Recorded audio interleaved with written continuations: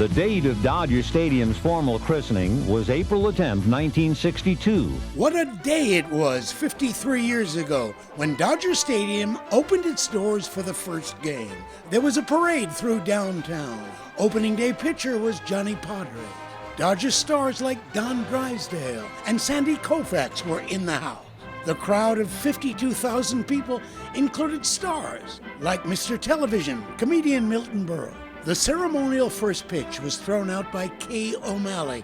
Her husband, Dodger owner Walter O'Malley, was overjoyed. His dream stadium was finally a reality.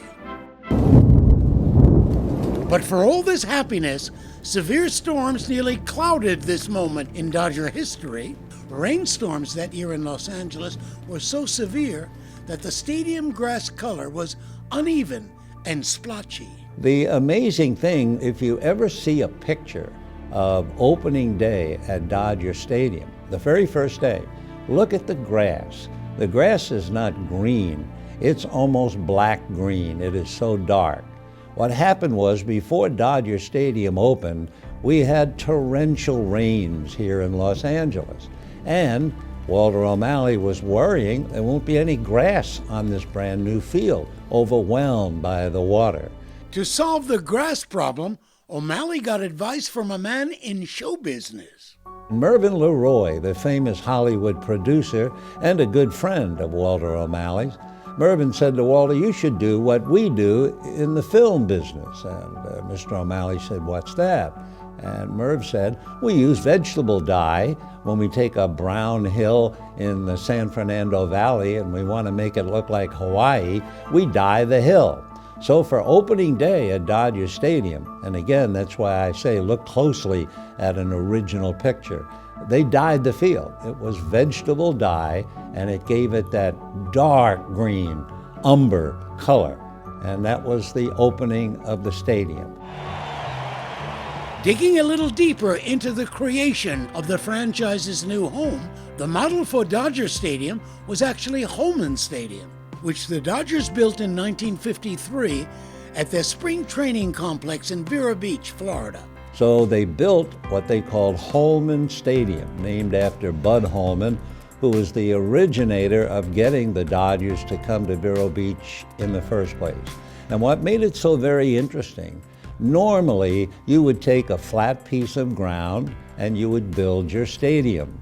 But the idea, the experimental thought at Holmen Stadium was, no, let's dig a hole and we will use the sides of the hole for the stands. So that's what they did in Vero Beach. They dug a hole, they had a nice little depression in the earth, they had steets all the way down the lines, and center, left center, right center was wide open with palm trees and the flora and fauna of Florida.